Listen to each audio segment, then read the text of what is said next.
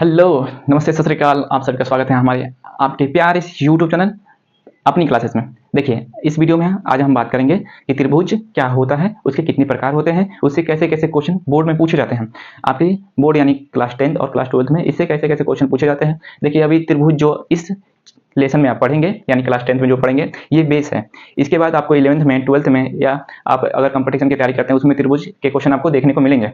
तो आप इसमें ही अच्छे से पढ़ लीजिएगा, जिससे कि आपको आगे जाके बस रिवाइज करना हो जैसे और पढ़ना ना हो। चलिए, इस वीडियो में हम आपको त्रिभुज के बारे में बताते हैं। देखिए, त्रिभुज क्या होता है। त्रिभुज त्रिभुज होता है, तीन भुजाओं से घिरी हुई आकृति को हम त्रिभुज कहते हैं। तीन भुजाओं से घिरी हुई आकृति को हम त्रिभुज कहते हैं। देखिए, ये तीन भुजा हैं, ए, बी और सी। तीन भुजाओं से घिरी हुई आकृति को हम त्रिभुज कहते हैं। यदि हम इनके कोणों की बात करें, तो देखिए, कोण ए प्लस कोण बी प्लस कोण सी इज इक्वल टू ऑलवेज 180 होता है। ना 180 से कम, ना 180 से अधिक। यानी हम कह सकते हैं कि दो किसी भी त्रिभुज की तीनों कोणों का योग 180 होता है। चलिए, अब हम त्रिभुज के प्रकार के बारे में बात करते हैं। देखिए, त्रिभुज के प्रकार कितने होते हैं, कौन कौन से होते हैं, इन सब पे चर्चा करते हैं। देखिए, त्रिभुज के प्रकार अगर मेनली देखा जाए तो दो प्रकार से बांटे जाते हैं। पहला होता है कोण के आधार पे और दूसरा होता है भुजा के आधार पे। कोण के आधार पे और भुजा के आधार पे। देखिए, हम सबसे पहले बात करते हैं कोण के आधार पे। कोण के आधार पे कोण के आधार पर तीन प्रकार के होते हैं त्रिभुज। कोण के आधार पर तीन प्रकार के होते हैं। पहला होता है न्यून कोण त्रिभुज। न्यून कोण त्रिभुज। दूसरा होता है समकोण त्रिभुज। दूसरा कौन सा? समकोण त्रिभुज। तीसरा होता है अधिक कोण। अभी हम इनके एक एक के डिटेल में समझाएंगे। अधिक कोण त्रिभुज। चलिए, अब एक एक को देखते हैं डिटेल में। न्यून कोण, सबसे पहले हम न्यून कोण की बात करते हैं। न्यून कोण क्या होता है? देखिए, कोई भी कोण जो 90 डिग्री से कम हो, कोई भी कोण को हम थीटा से डिनोट करते हैं। थीटा से कोई भी कोण जो 90 डिग्री से कम हो, यानी ऐसा कोण जो 90 डिग्री से कम हो। 90 डिग्री से कम कितना? एक अंश भी कम, यानी 90 डिग्री से कम हो, 80 हो, 85 हो, 70 हो, 60 हो, 65 हो, 45 हो, 30 हो, 15 हो, 22.5 डिग्री हो या कितनी भी डिग्री हो, 90 डिग्री से कम हो तो हम उसे कहते हैं न्यून कोण। न्यून कोण समझे? देखिए, अब न्यून कोण त्रिभुज समझते हैं। न्यून कोण त्रिभुज क्या होता है? न्यून कोण त्रिभुज में दो कोण यानी ये दोनों कोण जो है न्यून कोण होंगे, यानी 90 अंश से कम होंगे। अगर ये 60 डिग्री है तो ये भी 70 डिग्री या 80 डिग्री यानी 90 डिग्री से कम होगा, तो हम उसे कहेंगे न्यून कोण त्रिभुज। क्या कहेंगे उसे? न्यून कोण त्रिभुज। फिर आते हैं समकोण। समकोण क्या होता है? समकोण त्रिभुज में तो सबसे पहले हम समकोण को समझते हैं। देखिए, समकोण जो होता है वो 90 डिग्री के बराबर होता है, यानी 90 डिग्री को हम कहते हैं समकोण।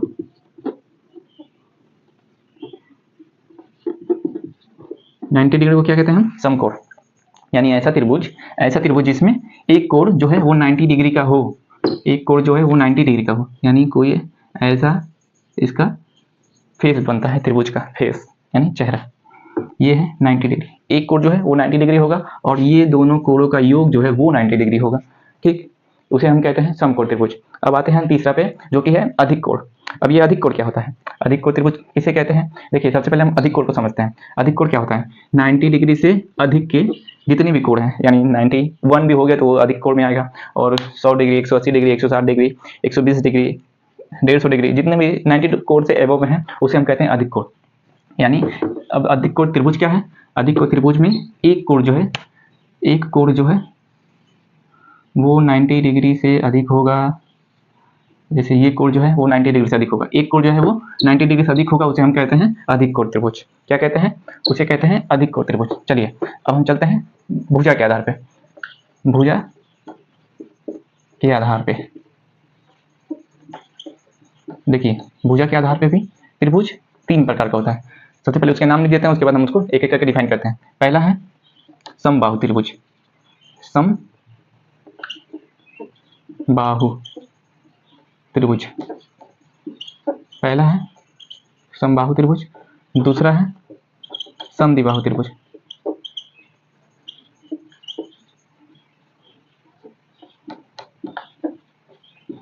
दूसरा है समद्विबाहु त्रिभुज और तीसरा है विषमबाहु त्रिभुज।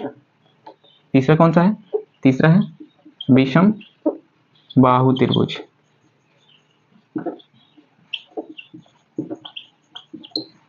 देखिए अब एक एक करके समझाते हैं। देखिए समकोण त्रिभुज, समबाहु त्रिभुज। समबाहु त्रिभुज क्या है? ऐसा त्रिभुज, ऐसा त्रिभुज, देखिए नाम से ही पता चलता है कि सम यानी समान, बाहु यानी भुजा, त्रिभुज यानी ट्रायंगल। ऐसा त्रिभुज जिसमें तीनों भुजाएं समान हो, यानी अगर ये a सेंटीमीटर है तो ये भी a सेंटीमीटर हो, ये भी a सेंटीमीटर हो, यानी अगर ये 5 सेंटीमीटर है तो ये भी 5 सेंटीमीटर और ये भी 5 सेंटीमीटर, यानी तीनों भुजाओं की वैल्यू जो है, तीनों भुजाओं का माप जो है वो बराबर हो, तो उसे हम कहेंगे समकोण त्रिभुज। यानी अगर इसकी डिफिनेशन देखी जाए तो कहते हैं कि ऐसा त्रिभुज जिसमें तीनों भुजाएं आपस में बराबर हों उसे हम कहते हैं समबाहु त्रिभुज, उसे कहते हैं समबाहु त्रिभुज। फिर आते हैं समद्विबाहु त्रिभुज। समद्विबाहु त्रिभुज, देखिए इसके भी नाम से पता चलता है कि सम यानी बराबर, द्वि माने दो और बाहु माने भुजा, यानी ऐसा त्रिभुज जिसमें दो भुजाएं बराबर हों उसे हम समद्विबाहु कहते हैं। यानी अगर ये सेंटीमीटर हो तो ये भी ए हो और ये बी हो, यानी अगर ये 5 हो तो ये भी 5 हो और ये 5 के अलावा कोई और संख्या हो, उसे हम कहते हैं समद्विबाहु त्रिभुज। यानी अगर इसकी डिफिनेशन देखी जाए तो ऐसा त्रिभुज जिसमें दो भुजाएं आपस में बराबर हों, ऐसा त्रिभुज जिसमें दो भुजाएं आपस में बराबर, उसे हम कहते हैं समद्विबाहु त्रिभुज। तीसरा है विषम बाहु त्रिभुज। देखिए विषम बाहु त्रिभुज क्या है? नाम से ही पता चलता है, इसमें विषम बाहु यानी भुजाएं जो आपस में बराबर न हो, यानी अगर ये ए है, ये बी है तो ये सी हो, यानी तीनों की वैल्यू जो है वो डिफरेंट हो। अगर ये 2 है, ये 4 है, ये 6, ये 5 है, ये 6 है, ये 7, यानी आपस में डिफरेंट हो, कोई भी वैल्यू बराबर ना हो। और इसकी डिफिनेशन देखी जाए तो ऐसा त्रिभुज जिसमें तीनों भुजाएं आपस में बराबर न हो तो उसे हम कहते हैं विषम बाहु त्रिभुज। चलिए अब त्रिभुज के दुनिया में सबसे यूज करने वाला अधिक फॉर्मूला जो है वो है पाइथागोरस परिमेय।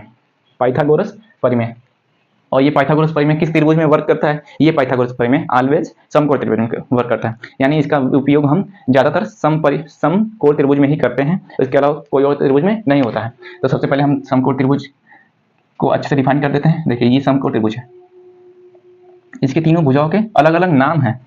अगर इसको देखा जाए तो ये ए बी सी है और ये कोण जो है 90 डिग्री है, ठीक। इसको तो आप पहचान ही गए होंगे कौन सा त्रिभुज है, ये है समकोण त्रिभुज। देखिए इस वाले यानी सबसे बड़े वाले भुजा को कहते हैं हम कर्ण, नीचे वाले को आप जानते ही हैं, इसे कहते हैं आधार और इसे कहते हैं लंब, ठीक। सबसे बड़ी वाली भुजा को कर्ण, नीचे वाले बेस को आधार और जो लंब है उसे लंब कहते हैं। चलिए अब आते हैं पाइथागोरस।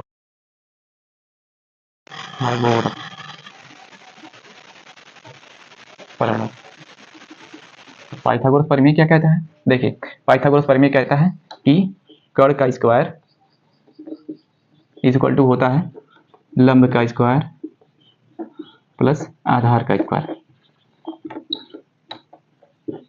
प्लस आधार का स्क्वायर।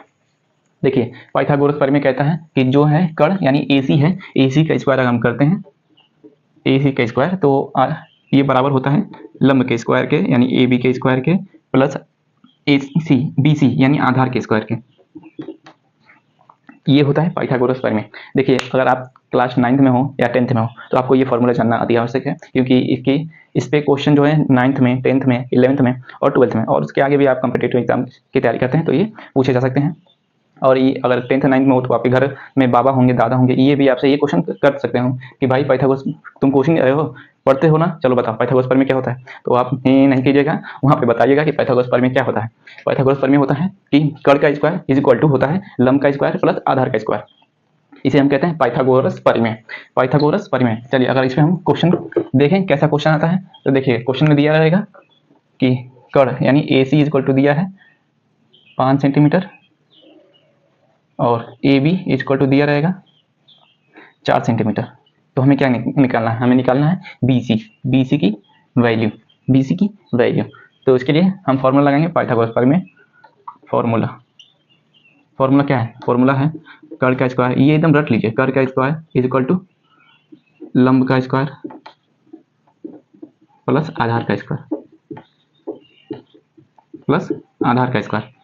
देखिए कर्ण क्या है? कर्ण है AC का स्क्वायर प्लस लंब क्या है? लंब है AB, लंब यही तो है AB प्लस आधार का स्क्वायर, आधार है BC का स्क्वायर। सबकी वैल्यू पुट करते हैं। देखिए AC क्या है? AC है 5 सेंटीमीटर तो 5 का स्क्वायर, AB क्या है? AB है 4 सेंटीमीटर तो 4 का स्क्वायर, और BC की वैल्यू हमें नहीं पता है तो हम ऐसे ही लिखते हैं।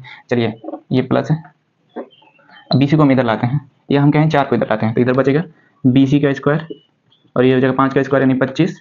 5 का स्क्वायर तो निकालना आपका आता ही होगा, स्क्वायर का मतलब होता है 5 × 5, ये हो जाएगा 25। चलिए वैसे अगर 4 का स्क्वायर निकालें तो ये हो जाएगा 16, 4 चौक 16। अब 25 में से 16 घटेगा तो ये हो जाएगा 9, यानी BC का स्क्वायर बराबर होगा 9।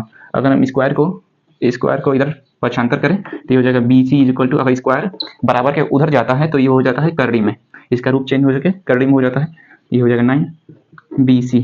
देखिएगा करड़ी तो यहाँ कुछ नहीं है तो यहाँ होता है 2 का मतलब क्या होता है, अंदर जो भी संख्या दिया गया है उसका हम गुणनखंड करेंगे और उसका दो पेयर बनाएंगे जिसमें से एक पेयर बाहर निकलेगा। तो अगर हम ऐसा देखें तो 9 का अगर गुणनखंड करें तो 9 होता है 3 गुणे 3 के, तो दोनों का पेयर बनाए, एक पेयर बनेगा जिसमें से 3 बाहर आएगा तो ये हो जाएगा 3, अंदर कुछ बचेगा ही नहीं, यानी BC की वैल्यू हो जाएगी 3 सेंटीमीटर।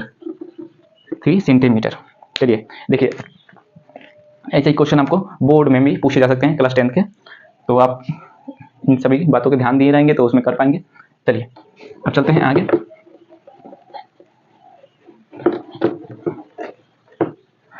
देखिए त्रिभुज, देखिए अब हम त्रिभुज में यानी समकोण त्रिभुज में ABC ये 90 डिग्री है। अब ये पता चली गया होगा, ये कर्ण है, ये क्या है, ये आधार है, इसका क्या नाम है, इसका नाम है लंब। अब हम इन तीनों लोगों के शुभ नाम से इनको पुकारेंगे, इनका नाम है कर्ण, इनका नाम है आधार और इनका नाम है लंब। देखिए अब जब आप आगे वाले चैप्टर में पढ़ेंगे तो उसमें आपको दिया गया रहेगा कि साइन, कॉस और टेन, इन तीनों का उपयोग ज़्यादा होता है और इनके अपोजिट में भी होते हैं। जैसे साइन का अपोजिट होता है कोसाइन, और कॉस का होता है सेक, और इसका होता है टेन का होता है कॉट, ये होता है कोसेक। चलिए अगर हम साइन की वैल्यू देखें तो sine theta is equal to होता है साइन थीटा कोई भी हो सकता है। देखिए इसको भी थीटा कह सकते हैं, इसको भी हम थीटा मान सकते हैं, ठीक। तो आपके ऊपर है, डिपेंड करता है कि आप किसे थीटा मानते हैं। तो चलिए हम इसे थीटा मानते हैं, तो ये अगर ये इसे थीटा मानते हैं तो ये हो जाएगा sine theta is equal to होता है कर्ण लंब अपन कर्ण। देखिए साइन कॉस टेन का अगर याद कर लेते हैं आप तो ये तीनों का आपको ऑटोमेटिक याद हो जाएगा क्योंकि इसका अपोजिट ही होता है। देखिए साइन कॉस और टेन का याद करने के लिए लाल अपन का हम लोग बचपन में जब हम लोग पढ़ते थे तब इसे याद करते हैं। देखिए एल लाल, LAL अपन कक्का के ए, यानी एल से है लंब, ए से आधार, एल से लंब, के से कर्ण, ए से कर्ण और ए से आधार। सबसे पहले साइन का देखें तो एल बटे के होगा, एल क्या है लंब है, के क्या है तो के कर्ण है, यानी अगर साइन थीटा की वैल्यू देखें तो के एल बाई के है यानी लंब अपन कर्ण। और इसे अगर कॉस थीटा की वैल्यू देखें, कॉस क्या है पहला ए है बाई के है, ए क्या है तो ए आधार है बटे कर्ण, के क्या है कर्ण। टेन थीटा की वैल्यू देखें तो टेन क्या है लास्ट वाला एल बाई ए, एल क्या है एल है लंब बटे आधार।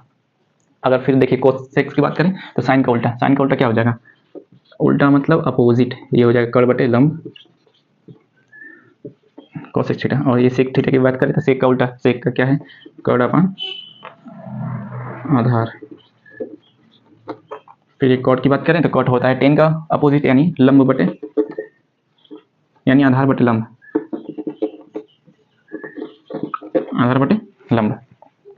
देखिए इन सब पे भी क्वेश्चन आपको बोर्ड में देखने को मिल सकते हैं, तो आप इन सभी बातों को ध्यान से देख लीजिएगा।